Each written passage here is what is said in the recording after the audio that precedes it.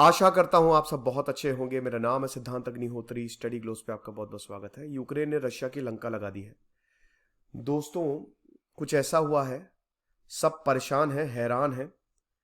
S Jaishankar ने बोला है कि भारत अमन चैन की ओर है, लेकिन ये एक शुरुआत है, खतरनाक दुश्मनी की शुरुआत और तबाही की शुरुआत, क्योंकि यूक्रेन ने दाग दी है रशिया के ऊपर मिसाइल।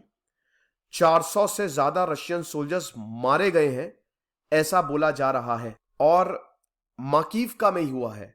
मॉस्को कह रहा है कि 63 मारे गए हैं, यूक्रेन कह रहा है कि 400 सोल्जर्स मारे गए हैं। रशिया के मिलिट्री ब्लॉगर्स ने बोला है कि थाउजेंड्स लोग, मतलब ह्यूज डिस्ट्रक्शन सबको देखने को मिला है, समझ रहे हो। और जहां पे मिसाइल मारी है वहां पे एम्यूनिशंस थे। तो आप देख सकते, आप सोच सकते होगे कि एक तो वैसे ही गोला बारूद, मिसाइल पड़ी, क्या तबाही मची होगी। यूक्रेन की मिलिट्री ने बोला है कि डेथ टोल जो कि मॉस्को के माकीवका टाउन में हुआ है वो बहुत ज्यादा है, वो बहुत ज्यादा है। पीएम मोदी जो है वो रशिया और यूक्रेन दोनों से ही कांटेक्ट में है। और आप समझिए कि ये जयशंकर ने बोला कि जो भी डिफरेंसेस हैं उसको सेटल करना चाहिए तुरंत। नरेंद्र मोदी रशिया और यूक्रेन के काउंटर पार्ट से वो बात कर रहे हैं। बहुत मुश्किल है दोस्तों, बहुत मुश्किल। और आपने को बता दो कि रशिया ने मल्टीपल ड्रोन्स जो हैं वो तैनात कर दिए थे ताकि यूक्रेन को अटैक कर सके। ये पहले से रशिया की प्लानिंग थी और यूक्रेन ने बहुत सारों को मार दिया। डजन्स वर शॉट डाउन, है ना। अब ये तो था कि यूक्रेन को अटैक करने की न्यू ईयर पे बहुत तगड़ी कोशिश की। न्यू ईयर ईव में भी हम सबको पता है कि जो रिलेंटलेस अटैक हुए उसमें 3 सिविलियंस जो है वो मारे गए। कीएव के मेयर विताली क्लिचको ने बोला था कि 40 ड्रोन्स जो है वो कीएव की तरफ आ रहे थे रात में, और हमने 22 ड्रोन्स को खत्म किया।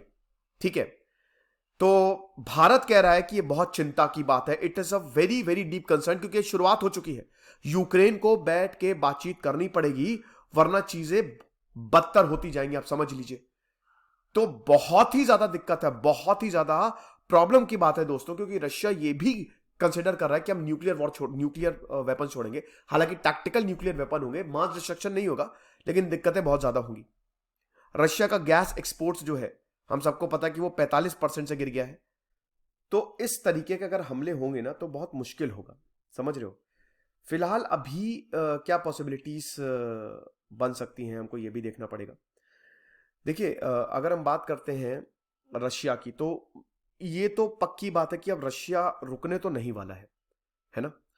और हम देखते हैं कि यूक्रेन ने अभी डॉनबास रीजन में रशियन फोर्सेस को स्ट्राइक किया। ठीक है, अभी बहुत ऑफेंसिव हो गया है, आप समझ रहे हो।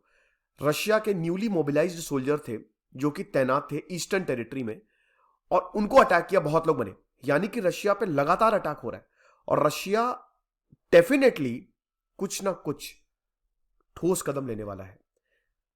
एक ही इसका वो है, शायद टैक्टिकल न्यूक्लियर वेपन का यूज हो।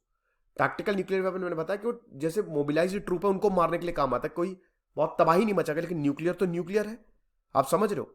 न्यूक्लियर तो न्यूक्लियर है, तो इसीलिए बहुत ही ज्यादा ये डेंजरस बात है।